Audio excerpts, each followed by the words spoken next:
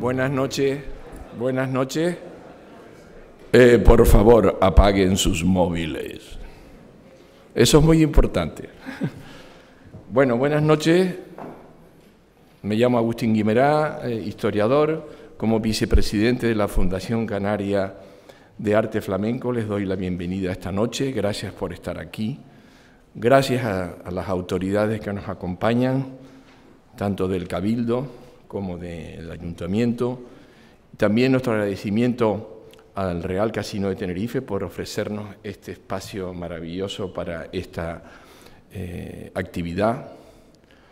Y también un especial gratitud al Gobierno de Canarias, que financia todas estas actividades, a la Diócesis de Tenerife, al Cabildo de Tenerife y de La Palma, y a la Económica de Gran Canaria, que también nos está apoyando. O sea, detrás de todo esto hay una serie de entidades y de personas que nos están ayudando. Y cómo no, al profesor Fernando Checa, que es un lujo tenerlo esta noche con nosotros, como ustedes van a comprobar enseguida. Hoy es un día triste, no quiero dejar pasar sin recordar a Jerónimo Saavedra, gran figura de la política y la cultura canaria, que nos acaba de dejar, y que además era patrono de honor de la Fundación. Le hubiera gustado estar aquí esta noche. ¿Qué nos reúne aquí, señores? Una historia aparentemente lejana, el siglo XVI, fines del XV y el siglo XVI. Pero es de donde venimos. Somos fruto de aquellas épocas, de aquellas personas que sembraron, en este caso, la cultura en Canarias, en aquellos siglos. Lo primero que nos llama la atención es el asombro. Yo estoy asombrado, cada día me asombro más. Y miren que me he dedicado 50 años a la historia. Cómo en el antiguo reino de Castilla, que como saben ustedes se extiende desde el norte de la península ibérica hasta Canarias, pasando por Extremadura, las dos Castillas y Andalucía, en los siglos XV y XVI y XVII se creó un legado flamenco de primera categoría mundial. Y en el caso de Canarias, el asombro todavía es mayor, como en unas islas pequeñas, perdidas en mitad del océano, merced a los vientos y a las corrientes en la era de la navegación a vela, encrucijada marítima entre tres continentes, dio el salto a la modernidad, al capitalismo, ya desde la conquista. El azúcar y el vino en los siglos XVI y XVII dieron un peculiar sentido a estas islas. Porque las islas en aquella época, hay que decirlo así, a escala pequeña, pero eran una especie de Hong Kong, de Singapur, de Rotterdam en la actualidad, para que entendamos, naves de todas las naciones y de todos los orígenes, rumbo a la América Española, rumbo al Golfo de Guinea, rumbo al norte de Europa, pasaban por aquí. Y esto trajo el establecimiento de una serie de comunidades mercantiles y de cosecheros de Castilla, Portugal y Flandes. Algunos de los que están aquí son descendientes de estos personajes. Con los ojos azules los podréis descubrir. Y esta comunidad mercantil, naviera, cosechera, vinculada al océano, al comercio y la navegación, generó más de 400 obras de arte flamenco. escultura, pintura, tapices, mobiliario, orfebrería, etcétera, etcétera. Canarias hoy en día es un referente mundial en el arte flamenco, más allá de los antiguos territorios de Flandes, la actual Holanda, Bélgica y algunas partes más del norte de Europa. En ese sentido, también me gustaría recordar a una gran historiadora del arte, especialista en arte flamenco, Constanza Negrín, que nos dejó demasiado pronto. Y ahora mismo nos acaba de dejar hace pocos meses Matías Díaz Padrón, gran especialista, que le vamos a hacer un homenaje, la Casa de Colón de Las Palmas. Y nosotros, como pequeña fundación, también colaboramos en el homenaje. Bueno, ¿y qué es la fundación? La fundación somos 4 indios y el jefe, porque somos eso, nada más. Estamos empezando y en ese sentido pues pedimos colaboración, cada uno que aporte lo que convenga, con tiempo, etc. Y estamos representantes de las 3 islas principales donde, gracias al comercio del azúcar y del vino, Tenerife, Gran Canaria y La Palma dio lugar a estas obras flamencas. A la salida hay un papel y un bolígrafo, si alguien quiere apuntar su correo electrónico para estar informado de nuestras actividades, con mucho gusto les mantendremos al día. Y luego me falta nada más, para terminar, presentar al conferenciante, Fernando Checa. Como decía, es un lujo tenerlo con nosotros. Ha hecho un esfuerzo por venir. Por eso, por favor, les pido un aplauso porque, estando con salud delicada, ha hecho un esfuerzo por estar esta noche.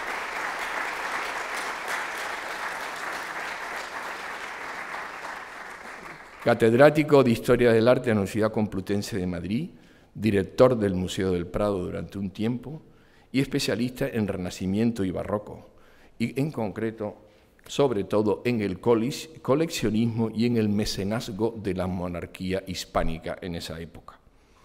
Ha sido director, coordinador de muchas exposiciones nacionales e internacionales. En el caso de Canarias, coordinó una maravillosa exposición en La Palma, El fruto de la fe. Volvemos a disfrutar en sus catálogos, que es lo que nos queda como testimonio de aquellas exposiciones, la belleza, la maravilla de estas obras de arte. Yo les animo a todos a que algún día se acerquen al Museo Municipal de Bellas Artes de Santa Cruz y se sienten un rato a ver uno de las obras de arte flamenca más hermosas que tenemos en Canarias, el tríptico de Nava. Estoy seguro que van a disfrutar.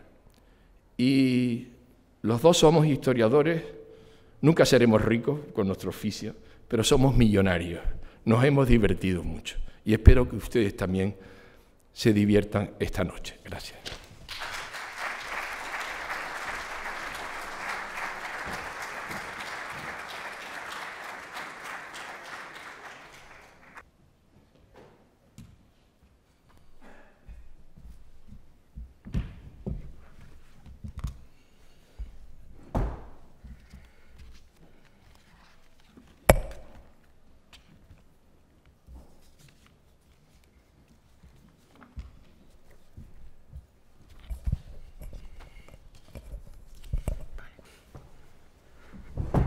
Bien, muchas gracias a todos los aquí presentes. Veo con enorme satisfacción que la sala está prácticamente llena, una sala grande y preciosa, por otra parte. Aunque había estado 2 veces a lo largo de mi vida aquí en Tenerife, nunca había estado en este sitio, que he estado esta mañana y ahora es una sorpresa realmente fantástica. Bien, quiero agradecer, por supuesto, a la entidad que ha organizado esto, ¿no? La Fundación de Canaria de Arte Flamenco, ¿no?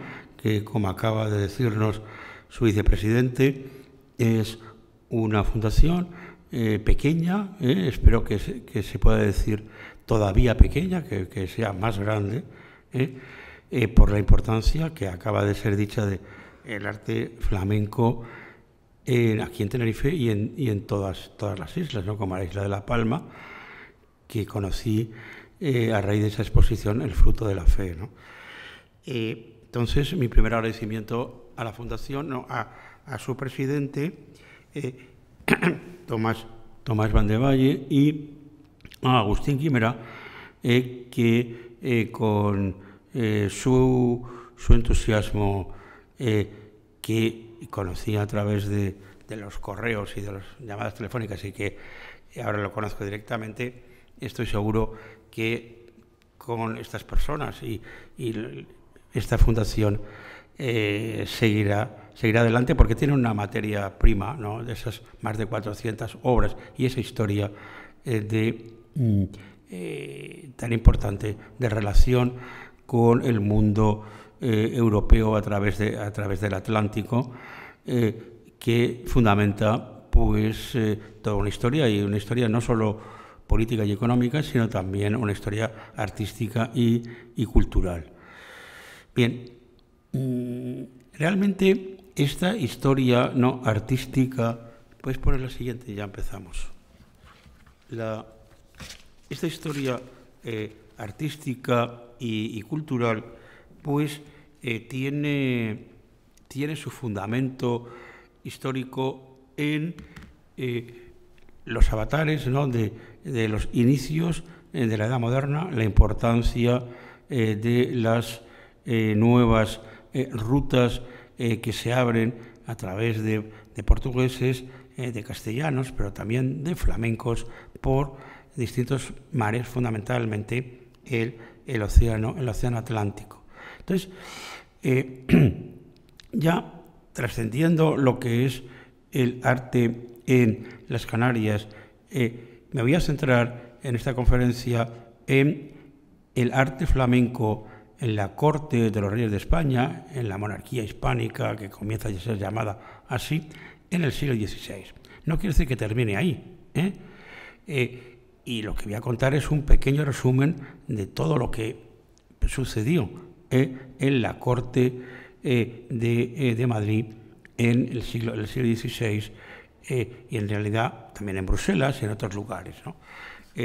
Porque en el XVII la presencia de la pintura flamenca en España, ¿no? Con Rubens y con la escuela Rubens y demás, pues es también absolutamente enorme, ¿no? La colección real española, que está expuesta en su inmensa mayoría en el Museo del Prado de Madrid, no se entendería sin la pintura flamenca, ¿no? Ya lo volveré a recordar con algunos ejemplos al final de esta charla.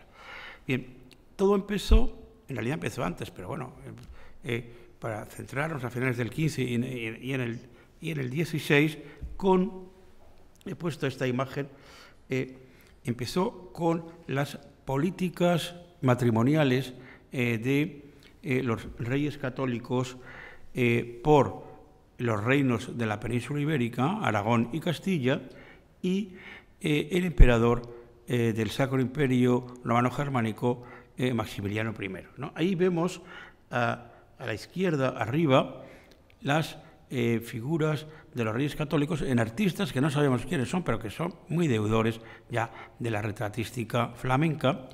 Y a la derecha vemos a María de Borgoña, ¿no? La mujer del emperador Maximiliano I de Austria, de la Casa de Austria, en un retrato de Durero.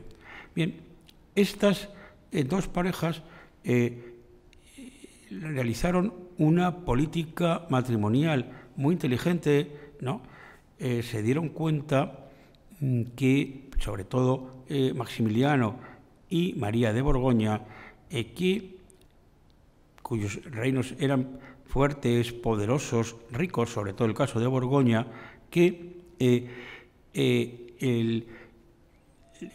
la potencia que estaba emergiendo eran los reinos españoles. Era lo que se llamará inmediatamente España, ¿no? Que ya se llamaba, de Castilla y de Aragón, y realizaron los reyes de España, esa unión de los reinos, ¿no?, en el matrimonio de Isabel con Fernando. Del matrimonio de Isabel y Fernando y del matrimonio austriaco, digamos, pues hicieron una doble alianza, un doble matrimonio. El primero fue el de el príncipe don Carlos, ¿no?, hijo de los reyes católicos y heredero, y de la princesa Margarita, hija y heredera de los reinos flamencos y del imperio. Ese matrimonio que fracasó en el sentido de que el príncipe don Carlos murió jovencísimo, está enterrado en una tumba fantástica en la iglesia de Santo Tomás de Ávila, pero ellos tenían en la recámara un segundo matrimonio que fue negociado en paralelo, que fue los dos que estamos viendo abajo, ¿no? Felipe el Hermoso, hijo también de Maximiliano y María de Borgoña, y Juana de Castilla, más conocida como Juana la Loca, ¿no?, pero yo prefiero hablar de Juana de Castilla, que era hijo de los reyes católicos. Entonces, este matrimonio también tuvo problemas porque, como sabemos, Felipe el Hermoso murió muy joven, y Juana, que sí que tenía un problema mental serio, pues no pudo ejercer sí reinó, porque fue reina hasta una fecha muy avanzada, pero no pudo ejercer el poder y estuvo recluida en Tordesillas. Estos dos, luego veremos la imagen, tuvieron a Carlos V. Y Carlos V, Carlos I de España, V de Alemania, por una casualidad de la historia, pues rocambolesca, pues se encontró a principios del siglo XVI, 1500, sobre todo en 1519, cuando muere, ya había muerto Isabel la Católica, que muere en 1504, había muerto Fernando de Aragón, que muere en 1516, ¿no? María de Borgoña había muerto mucho antes, en 1482, y Maximiliano, como digo, muere en 1519. En 1519, Carlos es ya rey de España y accede al título de emperador y se convierte en el personaje clave de la política europea, ¿no? Entonces, ¿por qué la pintura flamenca en relación con esto? Porque esta María de Borgoña era hija de Carlos el Temerario, de un gran duque de Borgoña, que era familia escindida, pero familia de los Valois franceses, y Borgoña era lo más rico de Europa en ese momento, junto con Toscana y Castilla, eran como los tres grandes lugares que rodeaban al gran reino de Francia, que es el reino enemigo. Y a través de esos grandes duques de Borgoña que habían protegido las artes, el retrato, con Van der Weyden, con Van Eyck, etc., entra el gusto por esa pintura flamenca. Vamos a ver la siguiente, pero hay otro elemento muy importante, y es el comercio de la época. Castilla, que poco a poco irá recibiendo cada vez más el dinero de las Indias, etcétera, ¿no?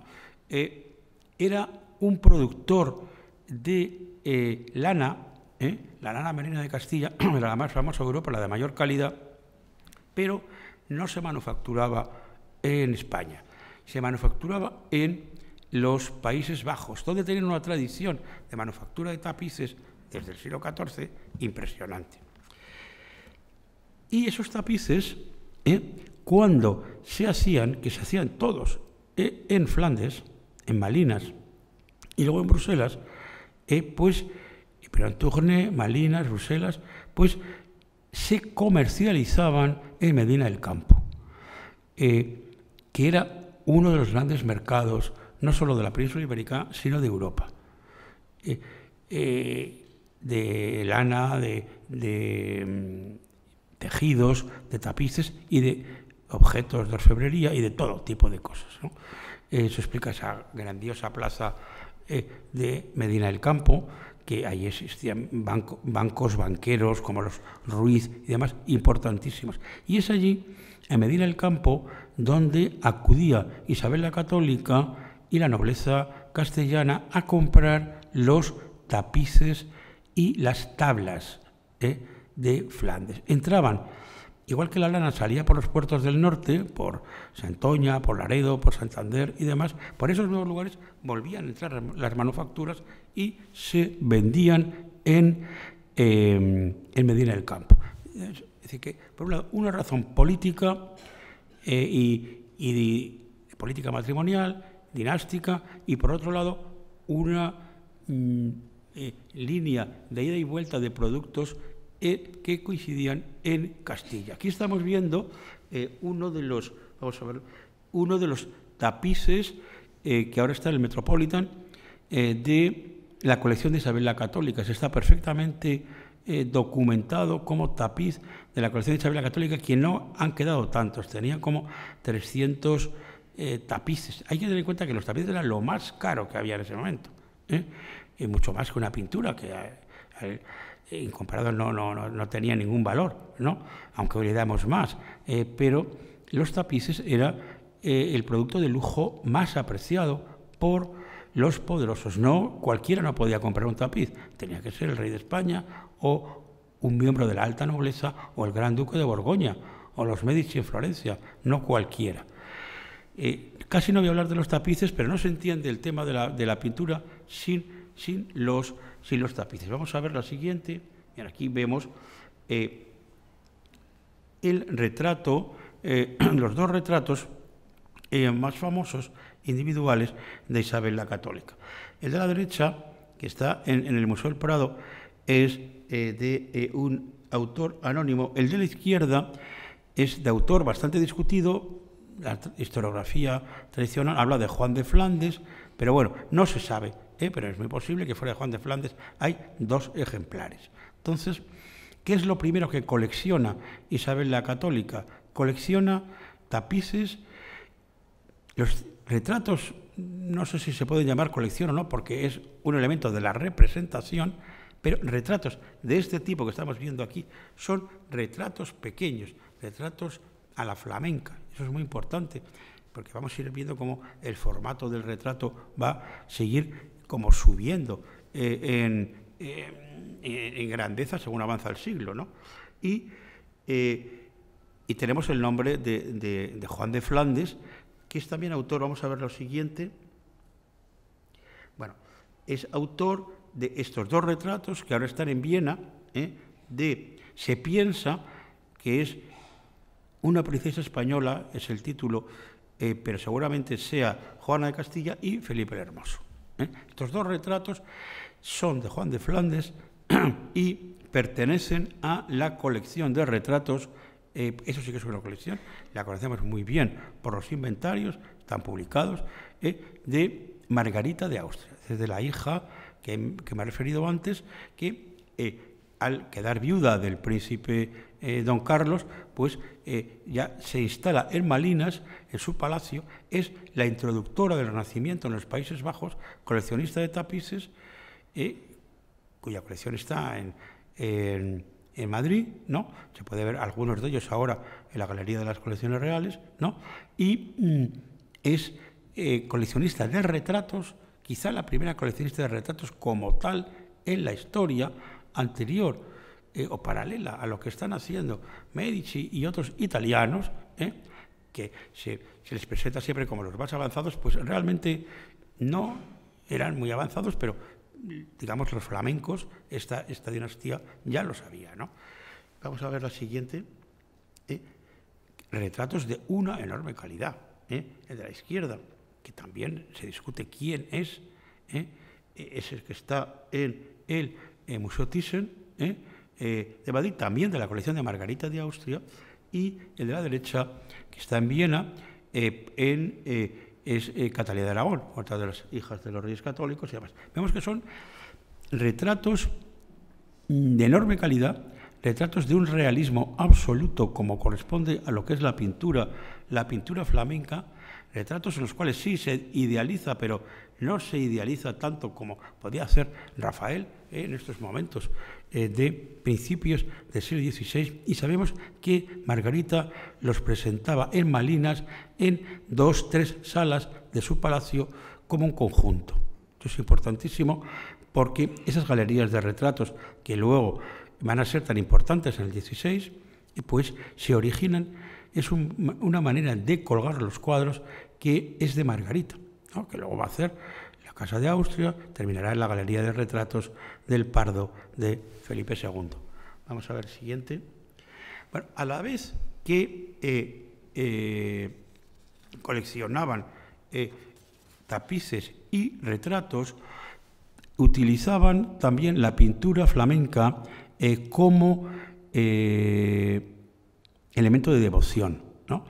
El conjunto más espectacular, más importante de pintura flamenca como pintura de devoción es este famoso políptico, que es el llamado políptico de Isabel la Católica, pintado entre el año 96, 1496 y 1504. Bien, voy a resumir la historia de este políptico porque van a salir todos los personajes que van a salir en esta conferencia.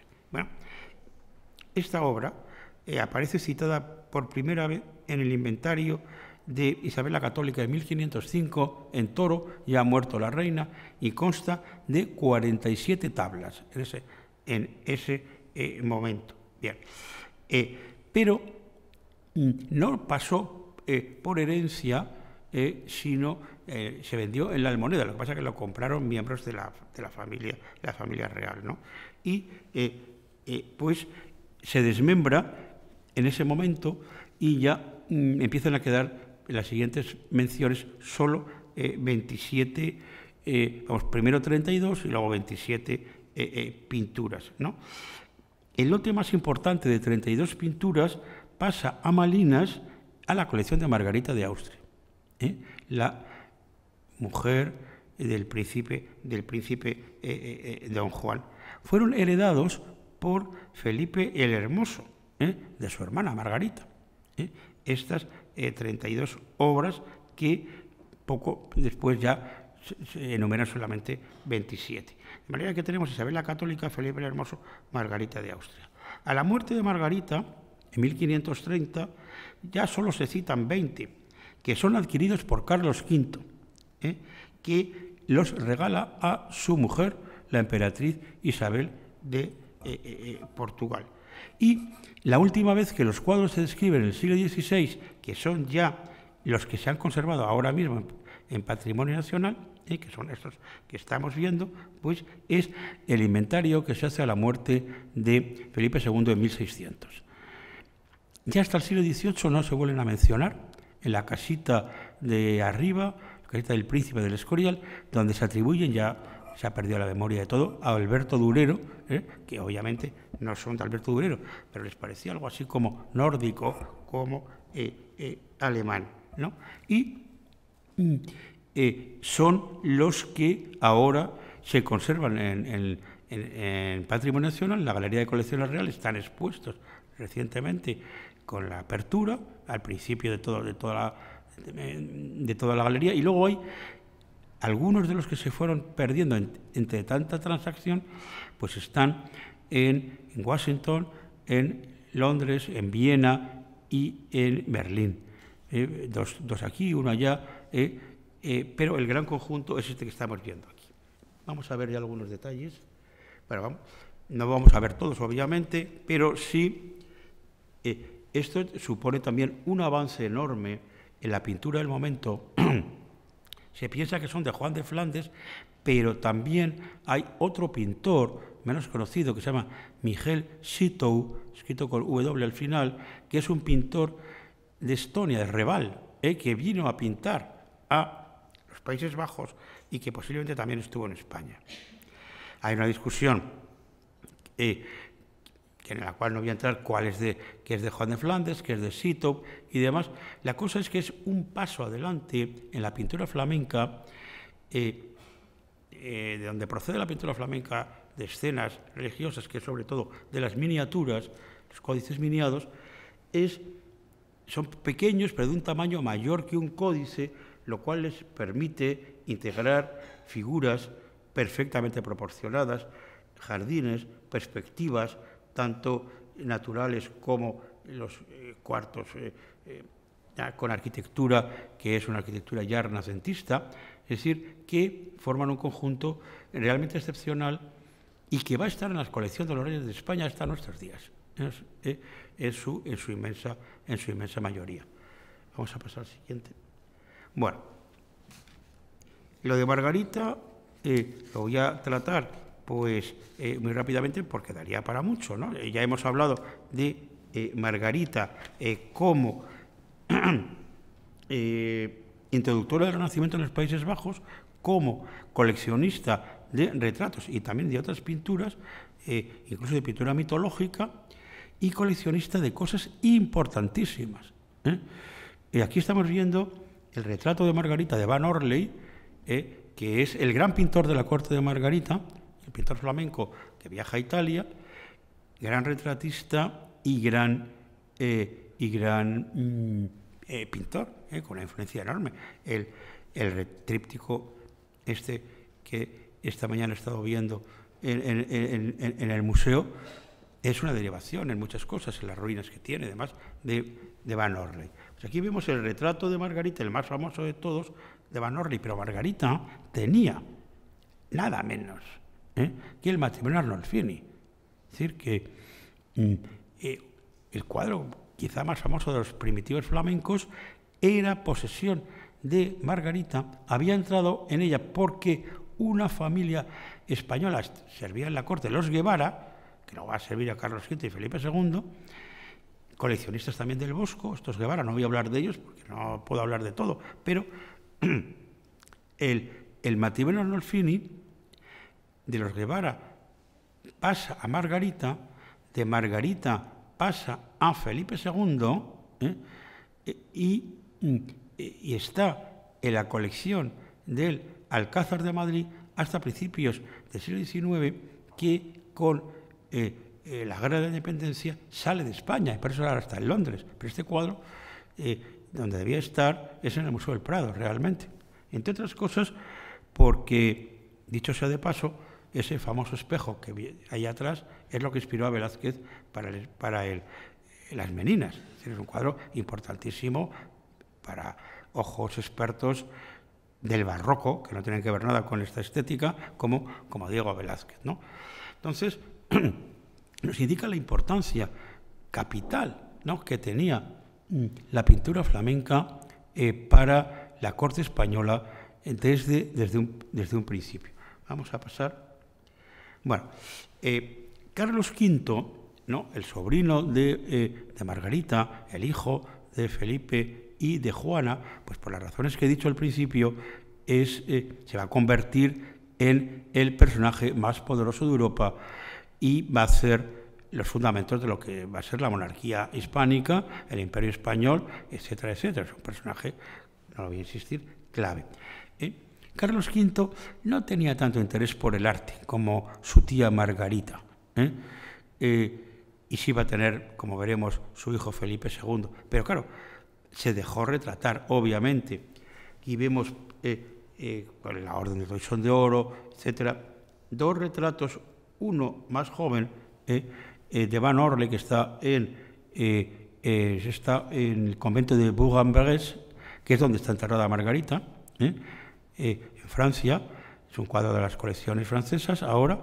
Y el de la derecha, que es el más importante, es un cuadro de hacia 1525, por la edad que parece que tiene ahí Carlos, de Van Orley, está en el Museo de Budapest, y es el primer gran retrato, es de un formato mayor, es más monumental, es el primer retrato que empieza a salir de la tradición del pequeño retrato flamenco que había estado de moda a principios del XVI en la corte de Margarita. Y en el resto de Europa también los retratos todavía eran algo más pequeño, va a ir creciendo como ahora veremos, pero son retratos que nos hablan de la evolución de Carlos V. Vamos a pasar. Bueno, Carlos V, como digo, no era tan aficionado a la pintura como su tía, o es la sucesora de Margarita, hermana de su hermana, ya María de Hungría, personaje clave del cual tampoco voy a tener tiempo de hablar, pero sí coleccionó tapices. Y aunque no voy a hablar de los tapices, como he dicho, sí que no quiero dejar de ver, pues, arriba uno de los tapices de la conquista de Túnez, encargados por su hermana María de Hungría para la corte de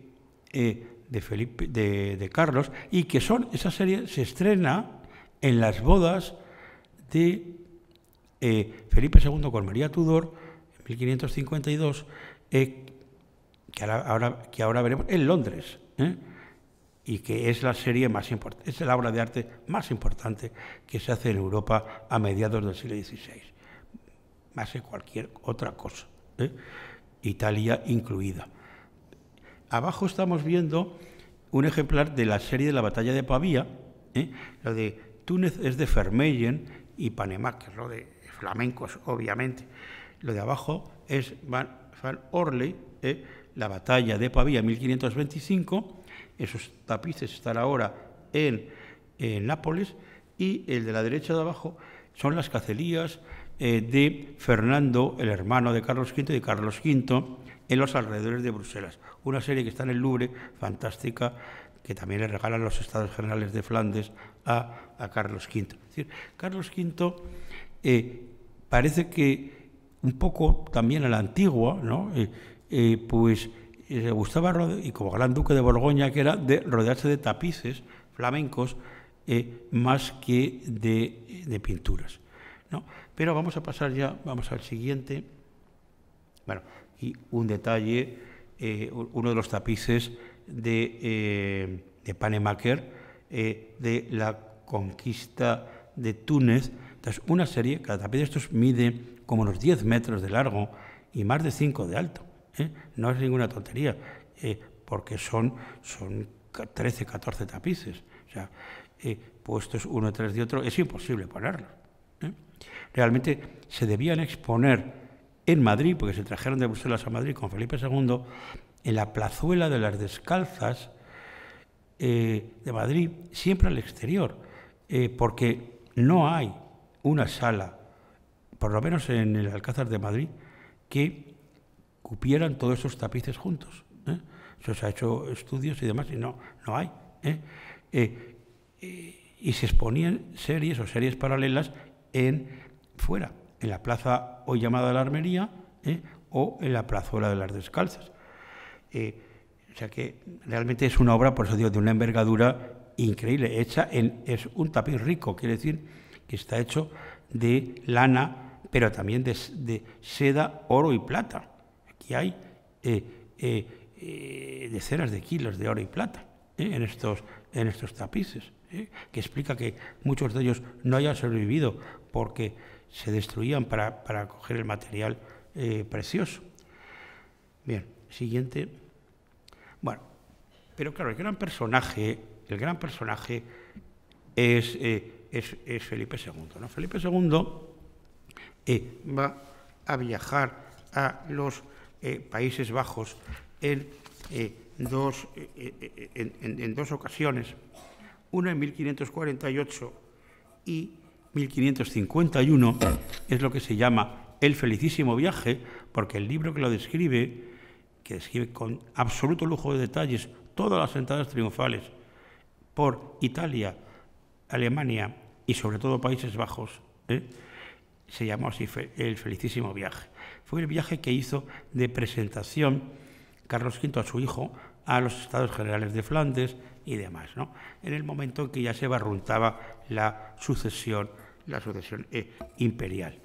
Bien, allí quedó seducido por el arte flamenco, por la arquitectura, por los jardines, por los estanques y por los tapices y por las pinturas.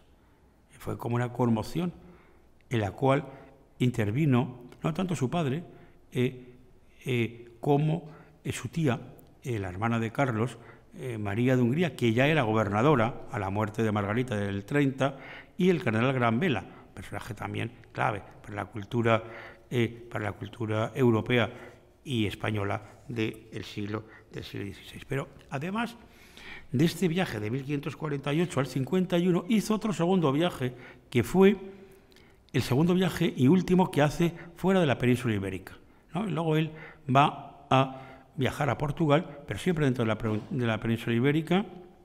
Era un fallo, realmente, porque las posesiones más importantes, bueno, no eran posesiones, las provincias más importantes eran las provincias de los Países Bajos, las más revoltosas, las más difíciles.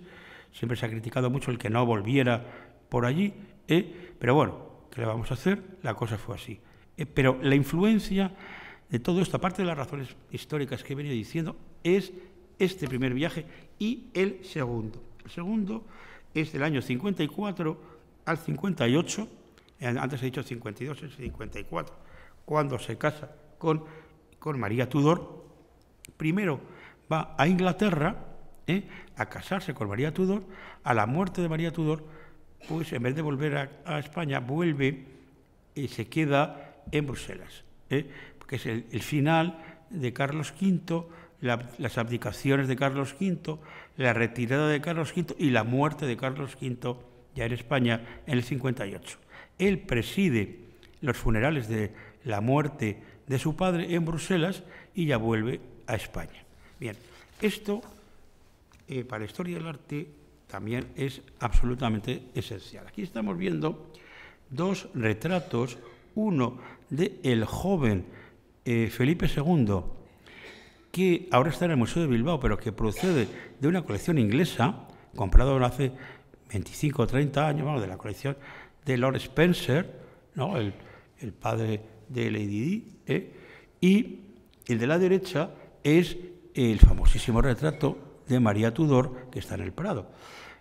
Bien, las dos son obras de Antonio Moro. Antonio Moro es el responsable de la retratística en los años 50, en mitad del siglo XVI, de la colección, vamos, de los reyes de España, de Carlos y luego de Felipe.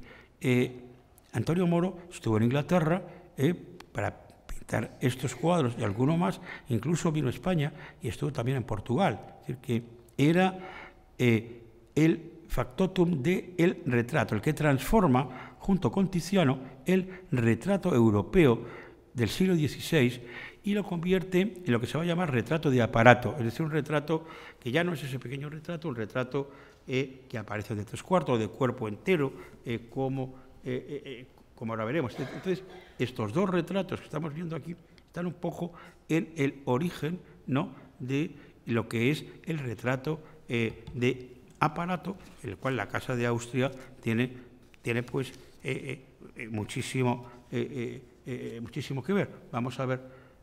Bueno, entonces, ¿qué hace Antonio Moro?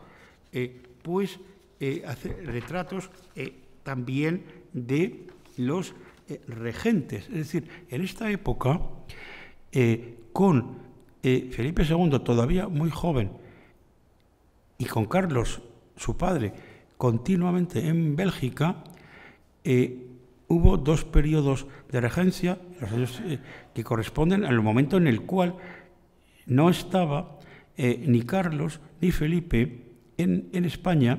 La madre, la emperatriz Isabel, había muerto en Toledo en el año 38, o sea que había desaparecido, y la reina era Juana de Castilla, que estaba encerrada y morirá por estos años, en Tordesillas. Entonces aquí tenemos a Maximiliano II y la emperatriz María de Austria. Bien. Maximiliano es hijo de Fernando, el emperador, que era hermano de Carlos V. A la muerte de Carlos V, el imperio se divide en dos. Hay una gran discusión familiar, pero Felipe queda con Castilla y todo lo que es Castilla, es decir, los Países Bajos, el norte de Italia, el sur de Italia, Nuevo México, es decir, la parte de León. Y una parte menos importante, pero también decisiva, que es el imperio, es decir, Austria, Bohemia, parte de Hungría, queda en manos del hermano de Fernando. Y ahí surge la rama austriaca, ¿no?, de la Casa de Austria. Por bien, Maximiliano es hijo de Fernando. Fernando fue el primer emperador después de Carlos V, y Maximiliano fue su hijo Maximiliano II, un personaje ya más bien sí que un poco mejor estudiado, porque es muy importante para la protección a las artes, pero en Centro Europa. Pues bien, ahí tenemos a Maximiliano en la época de regente, antes de ir se casa en el año 48, antes de ir al imperio. Y María de Austria es hermana de Carlos V, es decir, que son primos, y ahí se inicia, estamos iniciando toda esa política de matrimonios consanguíneos que terminará desastrosamente al final del 17 con Carlos II, que no tuvo descendencia, ¿no? Pero, aparte de esas cuestiones históricas, es que es muy importante la idea de retrato que se está desarrollando aquí. Esos dos retratos, que son una obra de arte fantástica, están en el Museo del Prado. Es la primera vez, o de las primeras veces, que es un tema muy discutido, que en el mundo del poder ya el poderoso se retrata de cuerpo entero. En esta postura aparentemente natural, pero que es una postura perfectamente estudiada, con la mano en la mesa, el personaje masculino con otra mano en la espada, y el personaje femenino también con la mano apoyada. Aquí estamos viendo a Velázquez, o sea, Velázquez sale de aquí. Después de esto estará Sánchez Coello, Pantoja de la Cruz y luego Velázquez. Velázquez es un artista fabuloso, pero en lo que se refiere a la renovación de modelos, porque estaba en un mundo rígido con la corte de Felipe IV, no renueva tanto los modelos. La técnica, todo, por supuesto que sí, ¿no? Pero, y aquí estamos viendo el origen de los Felipe IV, y luego los Carlos II, etcétera, de la pintura española del siglo XVII. Si nos fijamos en estos retratos, aquí a veces se ha hablado de la sobriedad y tal. Yo me enfado bastante cuando se dice esto. Digo, pero bueno, pero míralo. Tú mira la empuñadura de la espada de Maximiliano, que son piedras preciosas de la mejor calidad. La polvorera que tiene, con esas decoraciones a la moresca, las joyas de la emperatriz María, la cruz y demás, las perlas.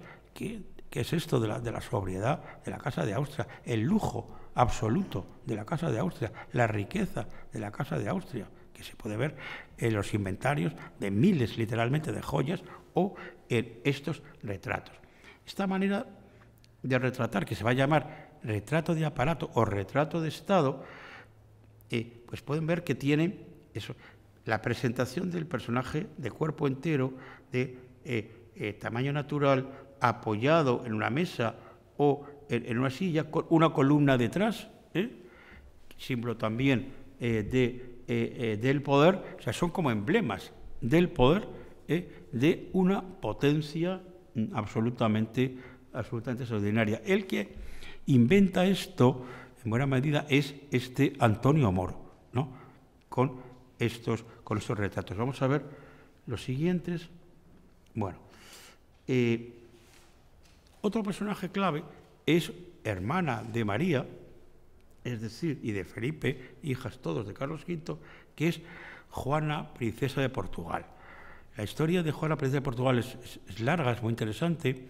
Es princesa de Portugal porque va a Portugal, pero antes de llegar a ser reina, regresa a España porque su hermano Felipe le dice que venga, porque él se va a casarse con María Tudor, y entonces viene es cuando funda las Descalzas Reales de Madrid, ¿no? Bueno, un personaje que solo daría una conferencia y un curso, porque sus colecciones son importantísimas. Pero ahora nos interesa por lo flamenco. La vemos a la izquierda, en el retrato de Antonio Moro, también del Prado, que es un retrato que estaba en Las Descalzas, luego en el Alcázar, y luego pasó al Museo del Prado. A mí son los retratos que más me impresionan, porque aquí sí, como era viuda de don Sebastián de Portugal, pues no utilizaba tantas joyas, tanta parafernalia, y va vestida como vestían las viudas de corte negro y demás, de una manera un tanto monjil, porque además ella vive entre el Escorial y Las Descalzas, y para mí es el símbolo de ese elemento como adusto que tienen los retratos de la Casa de Austria, que también se ha malinterpretado, porque se ha interpretado como realismo. Esto no tiene que ver nada con la realidad, es una interpretación de la realidad. Estos personajes, podemos ver el anterior para comparar, tienen esa especie de distancia, de alejamiento. Es decir, el poder y la imagen de la majestad en la Casa de Austria no es como los Valois y no digamos los Borbones, que es presentarse allí en fiestas y tal, vestidos, tal, como hacía Luis XIV. No, es la idea del rey oculto, la idea del rey que la majestad es que casi no se le ve, que es dificilísimo acercarse a él, que apenas habla en las audiencias. Eso es la idea de la majestad de la Casa de Austria, y el que realmente lo está planteando es Antonio Moro, ¿no? En estos dos retratos y los anteriores y otros más, o vamos a ver ahora ya el siguiente otra vez, o en este retrato, por ejemplo, de la princesa de Portugal. Por la misma época realiza el retrato de Felipe II joven con la armadura que llevó en la Guerra de San Quintín, es decir, en el año 57, que es una armadura que él apreciaba muchísimo, es la armadura con la cual se va a retratar en su, digamos, retrato definitivo, que es el orante en bronce de los cenotafios de El Escorial, muchos años después, y aquí lo vemos. Este es un cuadro de la colección de Juana, que estaba en Las Descalzas. Al morir Juana, que murió en el 73, joven, pues Felipe había dos ejemplares, uno se lo llevó al Alcázar y otro lo llevó al Escorial, y ese está en el Escorial en la actualidad, ¿no? Y lo quiero presentar un poco en relación, porque el otro gran artista de la Casa de Austria, del cual no voy a hablar porque no es el tema, es Tiziano. Pero por estos años, 48, 49, 50, Tiziano está también retratando a Carlos V en un retrato perdido, que conocemos por esta copia que presento aquí, que es de Pantoja de la Cruz, y por el maravilloso retrato de Felipe II, sí original de Tiziano, que está en el Museo del Prado. Es decir, que los dos grandes retratistas de Europa en estos momentos, Moro por los Países Bajos, Tiziano, estaban al servicio de la Casa de Austria y están, si no inventando, que es un tema muy discutido, sí desarrollando ese tema del retrato del poder, retrato de cuerpo entero, retrato de Estado, etcétera, por los mismos años, ¿no? Es decir, que a veces estudiar las cosas por nacionalidades, arte español, arte flamenco, no es útil, sino por temas. Entonces pones esto y son todos de la misma época y comprendes perfectamente qué se está creando en la corte española. La diferencia entre esto y lo que hemos visto en los primeros retratos de Margarita es abismal, porque claro, de un retrato pequeño a estos retratos de cuerpo entero va una idea del retrato y una idea del arte y una idea de la representación artística completamente distinta. Vamos a seguir. Bueno, pero Felipe no es solamente un coleccionista de retratos, aunque él va a ser esa famosa galería de retratos, desgraciadamente quemada, 1604, del Pardo, que tenía 25 retratos de Tiziano, 25 retratos de Antonio Moro, 15 retratos de Sánchez Cuello y 3 o 4 más. Pero es una de las grandes pérdidas de la historia del arte, pero no había nadie que tuviera eso, en Europa, ni los papas, ni los Médicis, ni nadie. Y estaba en el Pardo, un lugar que en principio no llama mucho la atención, pero allí había esto, más cuadros del Bosco, a punta de pala, 13 cuadros del Bosco, más la Venus del Pardo de Tiziano. Es decir, que estamos hablando de cosas muy serias en la historia del coleccionismo. Pero voy a centrar en el coleccionismo de Felipe II, no solo de retratos, sino en el coleccionismo ya de la gran pintura flamenca. Voy a empezar con Van der Weyden. De Van der Weyden, Felipe II tuvo varios cuadros, sobre todo dos. Uno, el que estamos viendo aquí, que es El descendimiento, que él había visto en un palacio de su tía María de Hungría, y que María de Hungría lo había comprado de la iglesia de los arcabuceros de Lovaina. Era considerado una obra esencial en su época. Se la comparaba a Miguel Ángel por algunas descripciones del siglo XVI. Él la vio en un palacio de su tía y, en cuanto pudo, se la trajo a España. Y primero colgó del Palacio del Pardo, y cuando ya terminó las obras del Escorial, la llevó a la sacristía del Escorial, donde ha estado allí hasta mediados del siglo XX. Bien, Francisco Holanda Van der Weyden es el pintor, junto con Van Eyck, más importante del XV. No es de la época de Felipe, inmediatamente anterior, pero claro, él apreciaba también lo que se había hecho inmediatamente anterior.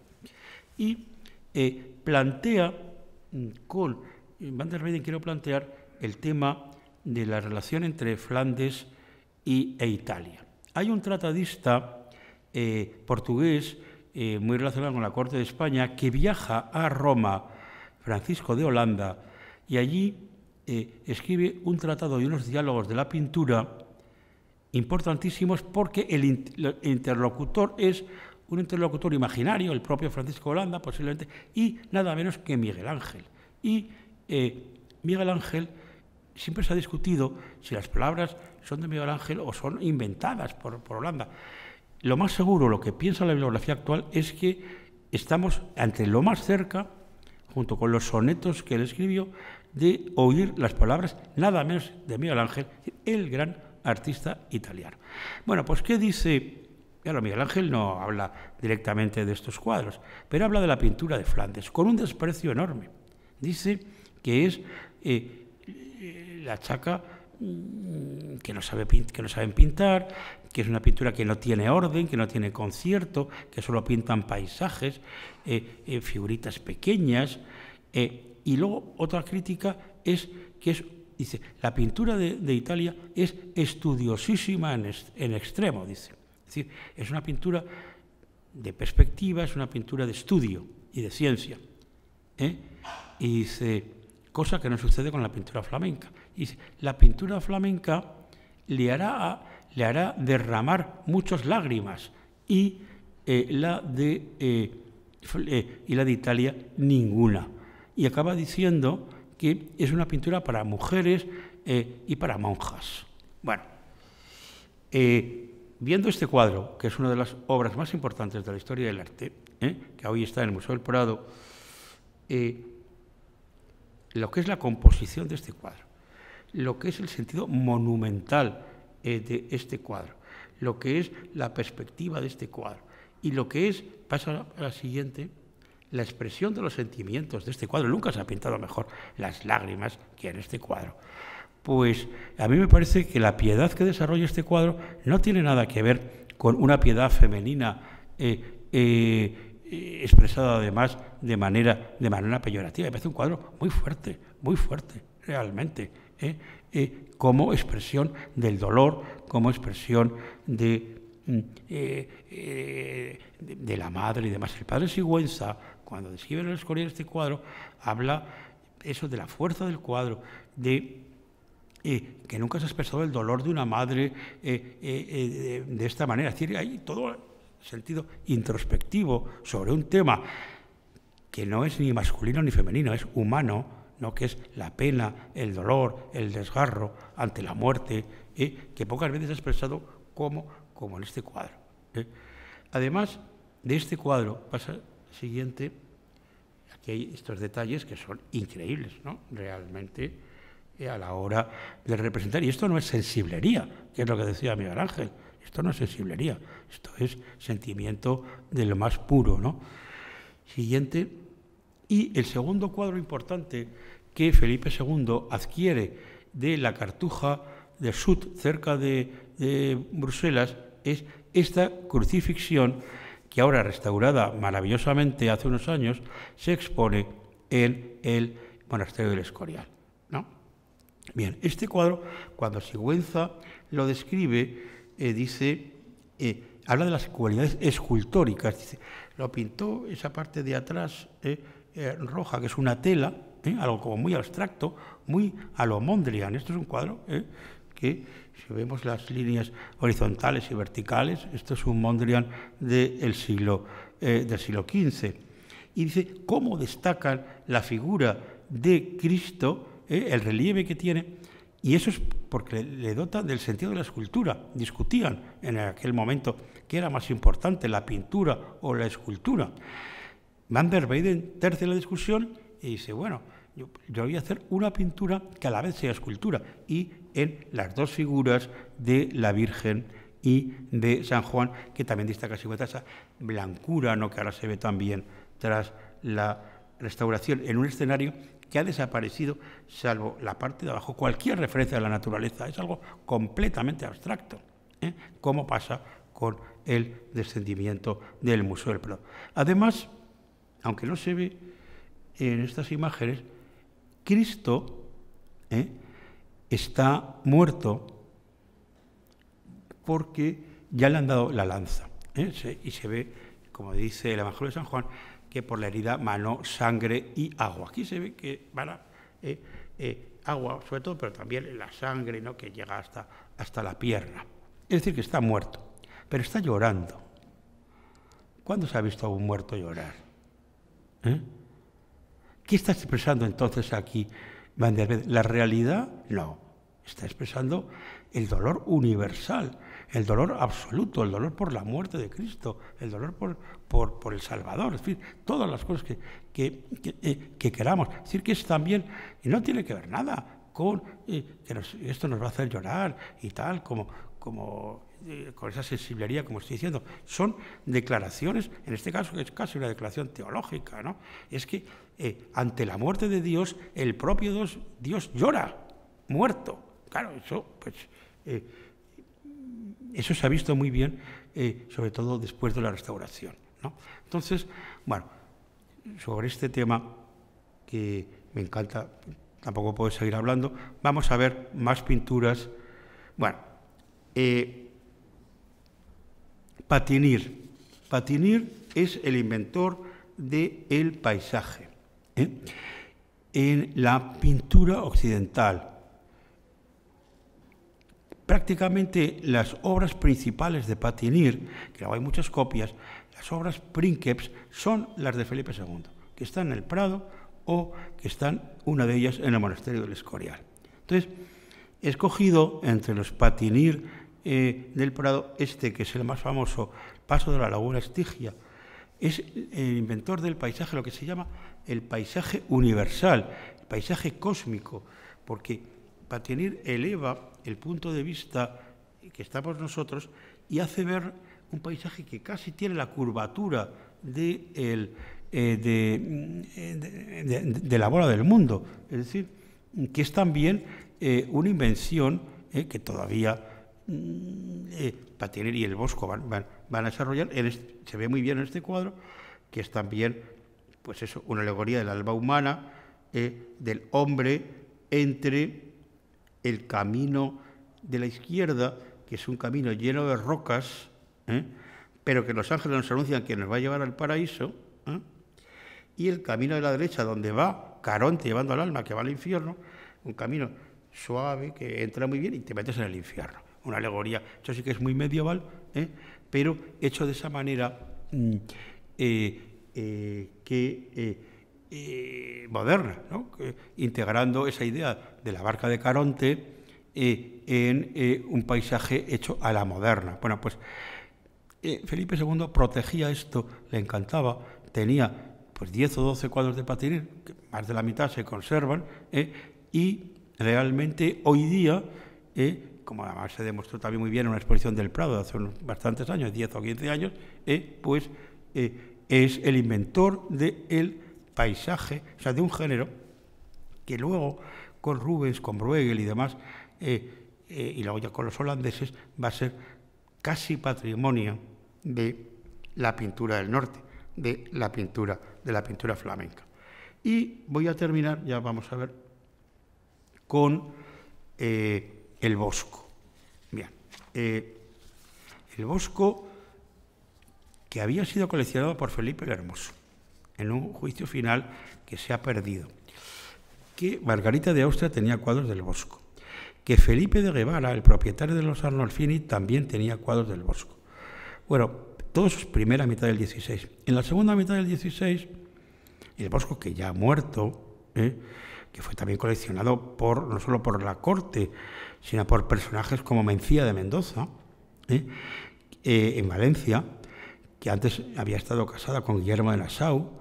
Mencía es la que en su palacio tuvo el Jardín de las Delicias, en la época de su primer matrimonio. O sea, un personaje muy importante del coleccionismo de la corte, aunque no de los reyes. Pues bien, Felipe II, al ver todo esto, tuvo interés por cuadros del Bosco toda su vida. Compró los cuadros de Margarita, compró sobre todo los cuadros coleccionados por Felipe de Guevara, ¿no? Ahora hablaré de uno de ellos, el segundo, que era de Felipe de Guevara, y compró o mandó traer al duque de Alba y demás cuadros que confiscó en la Almohada, en el Palacio de Nassau, entre ellos el Jardín de las Delicias, que, claro, Nassau traicionó a la monarquía, siendo chambelán de Carlos V, su familia, cortesanos los más importantes de Carlos V, pues acabaron apoyando a Guillermo de Gans y a los protestantes. Entonces, eso explica que fuera confiscado. Y entró en el Escorial, ahora lo veremos en el Jardín de las Delicias, en 1593, una fecha muy tardía, 5 años de la muerte de Felipe. Bueno, Felipe tenía 20 y tantos. No lo digo la cifra exacta porque es muy difícil por los inventarios. Los inventarios atribuidos al Bosco salen 28. Pero claro, tampoco sabemos si es del Bosco, de bosquianos y demás. Solo, como digo, en el Pardo tenía 13, en el Alcázar de Madrid tenía también bastantes, y en el Escorial. Afortunadamente, los del Escorial, que son los más importantes, se han conservado. Digo afortunadamente porque, claro, el Bosco ahora lo apreciamos muchísimo, pero desde el siglo XVII era un pintor tan raro, tan extraño, que dejó de ser apreciado. O sea, lo que nos queda del Bosco es de milagro, ¿no? Pero afortunadamente nos quedan, y voy a hablar solamente de 3 obras del Bosco. La Mesa de los Pecados Capitales, ¿no? Que es una tabla para colgar. No sé muy bien por qué en el Museo del Prado se empeñan en colocarla con una mesa, pero no es así. Esta la tenía Felipe el Hermoso, Felipe II, en su dormitorio del Escorial, y es una alegoría de los pecados capitales y de Dios observándonos, porque claro, es un cuadro perfectamente surrealista, es un ojo lo que estamos viendo. La pupila en el centro, como vemos ahí a la izquierda, aparece Cristo, y la inscripción dice: cabe, Deus vide, ten cuidado, Dios te está viendo. Entonces es un ojo que te ve y ve todos los pecados alrededor. una invención realmente fabulosa.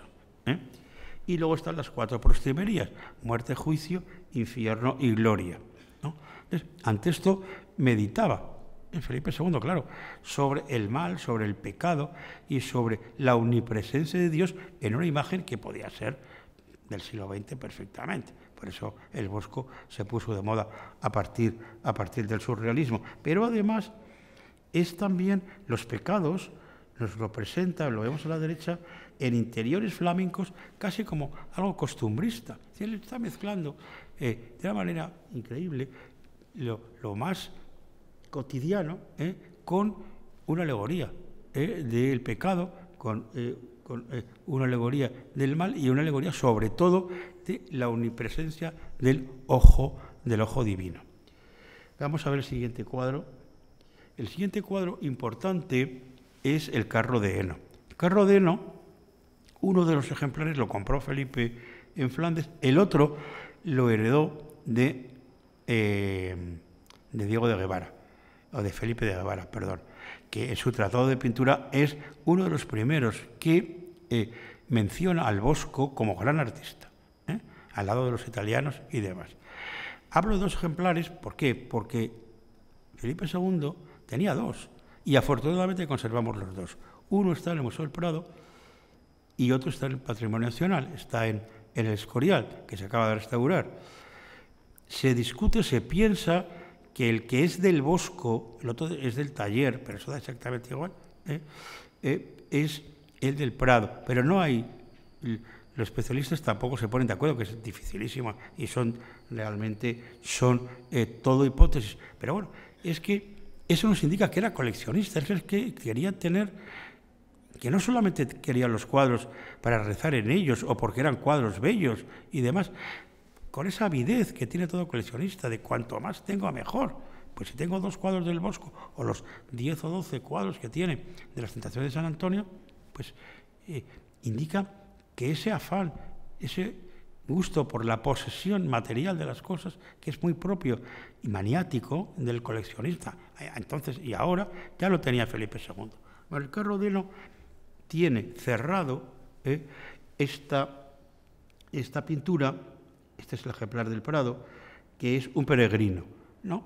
Porque cuando se abre aparece una alegoría de la peregrinación de la vida humana. Vamos a ver la siguiente imagen, ¿no? La famosa imagen, ¿no? Se abre y se ve el paraíso, se ve la historia del hombre desde un cierto punto de vista. El paraíso, al final, muerte e infierno, suelen ser cuadros pesimistas, el paraíso al comienzo, pero al final son infiernos, y en el medio el carro de heno. El carro de heno es una alegoría, es un dicho flamenco que dice que sale de la Biblia: toda la carne es heno, y nos afanamos infructuosamente para coger ese heno que en realidad no vale para nada, ¿no? Y por eso aparecen todas las figuras luchando por un puñado de heno, destrozándose, los hombres luchando por nada y destrozándose, como vemos a diario, en la parte de abajo, no solamente los hombres, sino también, claro, el Bosco es erasmista y critica las órdenes religiosas, la piedad excesiva y demás, y también criticaba a Erasmo, aparece en primer plano, y luego en la izquierda aparece el rey, el duque de Borgoña, el emperador, el papa, aparecen los poderes, que también van muy serios detrás de la nada, que es el carro de heno. El amor también es nada, arriba está la pareja de enamorados, que están tentados por el demonio. Sobre todo, pues es Dios, ¿no?, el que está por encima de todo. Entonces, esto nos conduce directamente al infierno. Claro, estas cosas meditaba Felipe II en estos cuadros. Y sobre todo, vamos a ver el último, el Jardín de las Delicias, ¿no?, que es una de las pinturas realmente más importantes de la historia. y no creo exagerar, es una pintura tan original, con un empeño tan enorme, de tamaño tan grande. Son cuadros que además tienen estos dos y otros trípticos no religiosos del Bosco, no son cuadros para un altar. Él los tenía en el Escorial, pero en galerías y demás, porque no son cuadros para rezar, no son cuadros de devoción.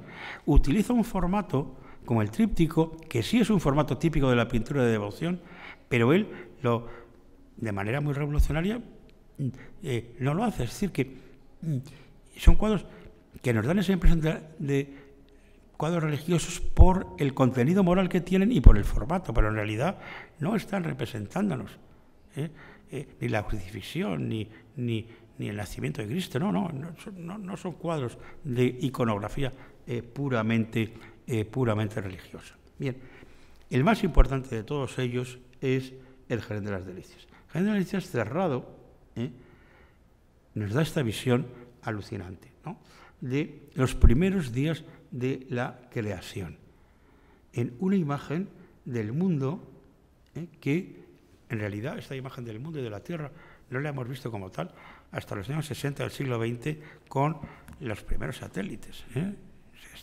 Es una visión también que impresiona mucho por eso, tener esa visión de la separación del cielo, la tierra, las aguas y demás. En la parte izquierda, arriba, ese circulito, aparece Dios Padre contemplando la evolución de los primeros días de la creación. Es decir, que antes de ver lo que vamos a ver, estamos viendo las primeras líneas del Génesis, es decir, en la idea de la época, el origen total y absoluto y el papel de Dios en la creación. Se abre, vamos a pasar a la siguiente, y nos aparece el famoso tríptico. Bien, es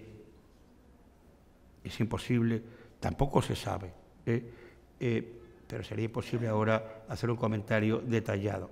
Sigue el mismo esquema que el carro de heno. A la izquierda, el paraíso más complejo, que en el carro de heno está Dios, con iconografía muy más que de Dios, de Jesucristo, ¿no? Pero es Dios creando a Adán y Eva. Están todos los animales que van saliendo del agua, una cosa casi como evolucionista, van la letra, en un jardín absolutamente maravilloso, donde aparece, ahora veremos algún detalle, donde aparecen animales como el elefante, como la jirafa, el árbol ese, que ahora veremos que se ha puesto en relación con el drago y demás. Y el final de todo es el infierno, es un infierno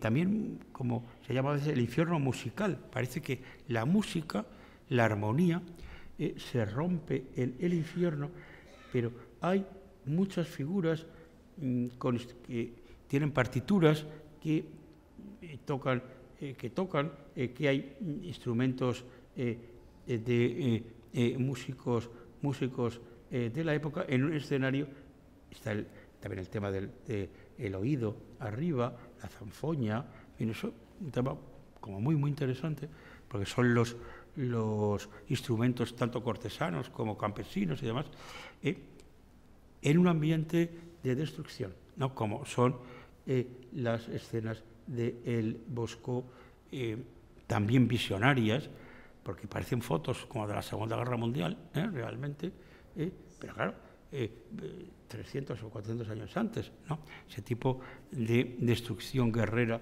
que aparece en el fondo. Y en el medio está esa gran escena tan difícil de interpretar, ¿no?, porque es como la vida, pero la vida del placer, la vida del amor, la vida de la lujuria, posiblemente esa insistencia en las parejas parejas de enamorados, parejas que se besan, el madroño como fruta prohibida, tenga que ver con una alegoría de la vida humana concebida como pecado, ¿no? Se ha puesto en relación con una frase de la Biblia que representa el mundo como era en los días de Noé. Sicut erat in diebus Noé, y hay grabados flamencos, ¿no?, parecidos, que esa idea de cómo era la vida antes de Noé en la tierra, es decir, un poco de lujuria, desenfreno, pecado y demás, puede ser lo que aquí nos está diciendo el Bosco. De hecho, este cuadro, Felipe II, lo colocó al lado de la serie del diluvio de Vasaro, y Felipe II estaba muy interesado en el tema del diluvio, en el tema de Noé.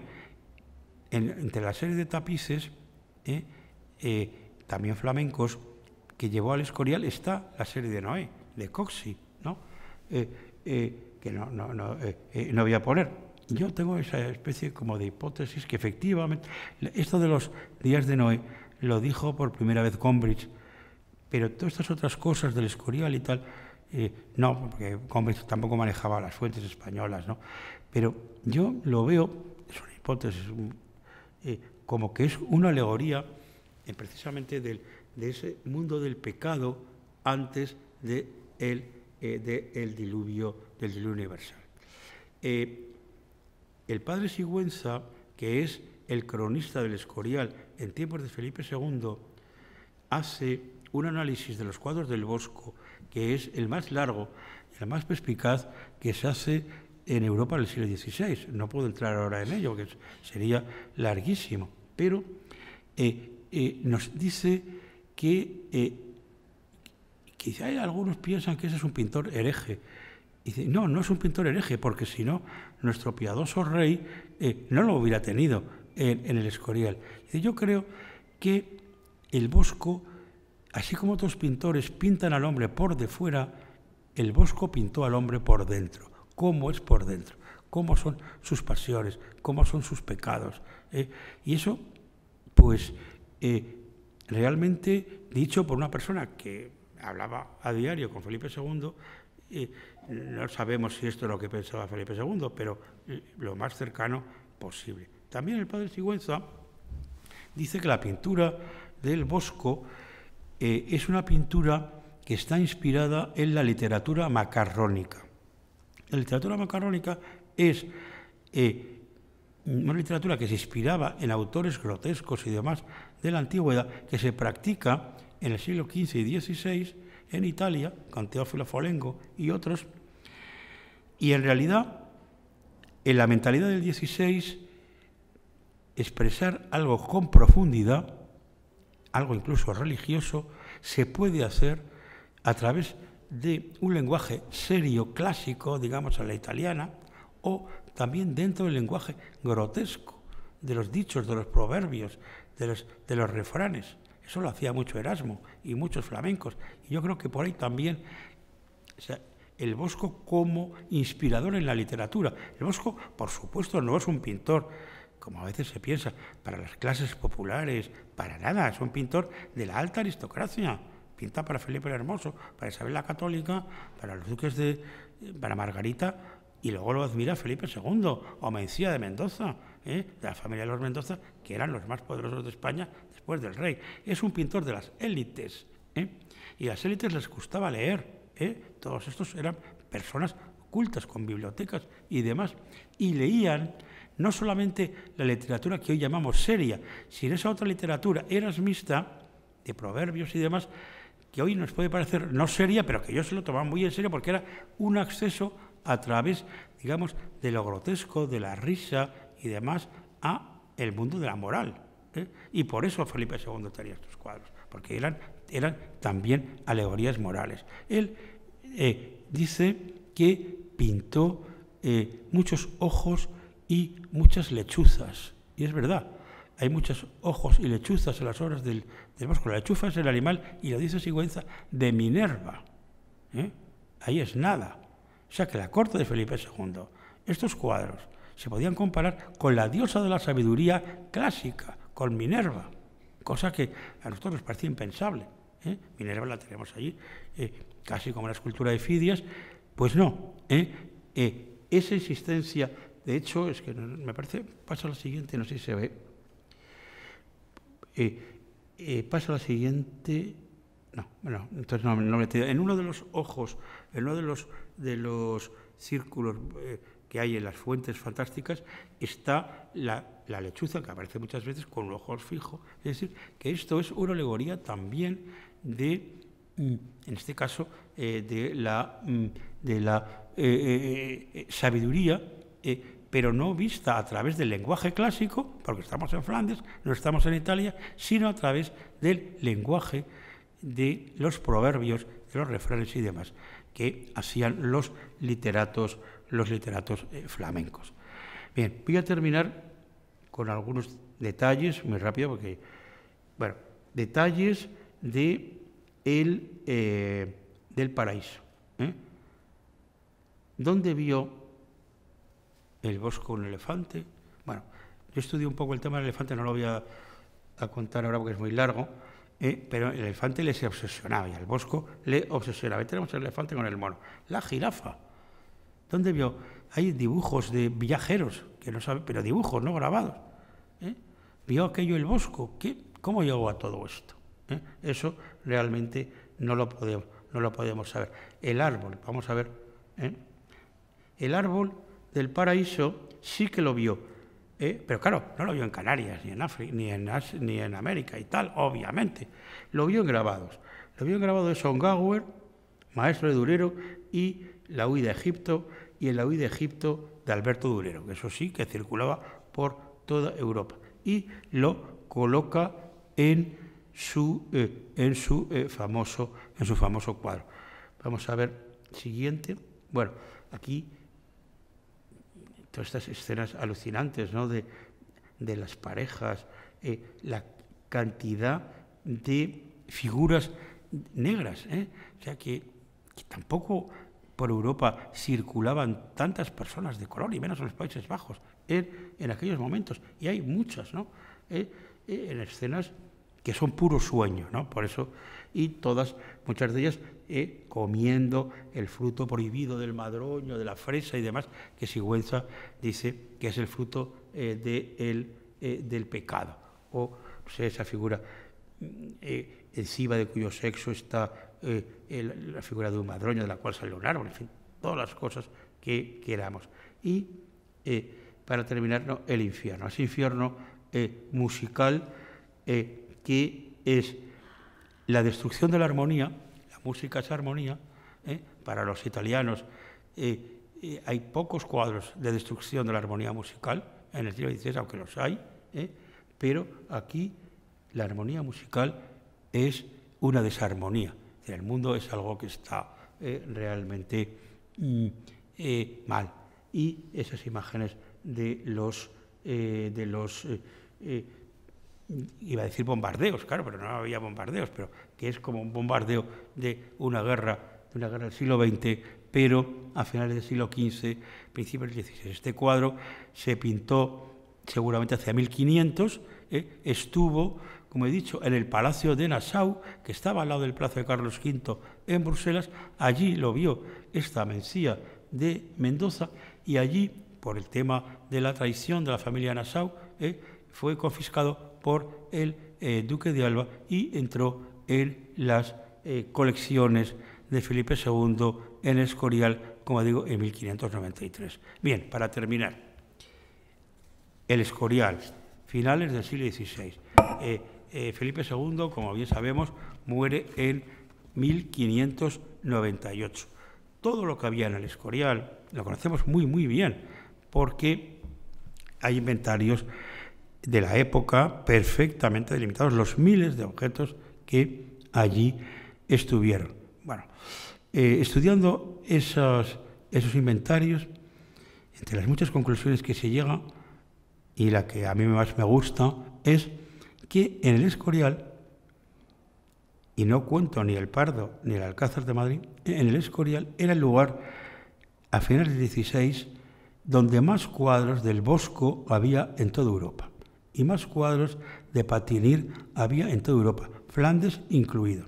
Y también era el lugar donde más cuadros de Tiziano había en toda Europa, Venecia incluido.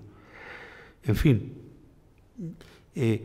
yo llevo, y muchos de ustedes también, admirando a Felipe II y tratando de comprenderle y defenderle de tantas mentiras y tal como se dicen. Yo creo que esto, para mí, por lo menos como historiador del arte, me conmueve mucho y me alegra mucho pues haber hecho esta pequeña reflexión aquí en Canarias, ¿no?, esta noche, y les agradezco su atención. Gracias.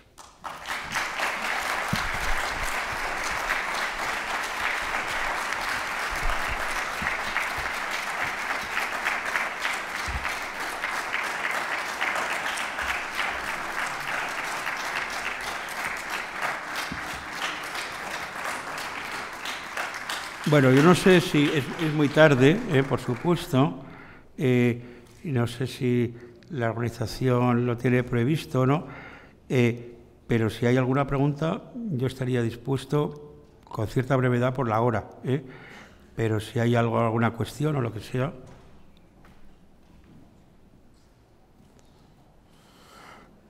Bueno, pues si no, pues nos vamos a cenar, que ya es hora y tal.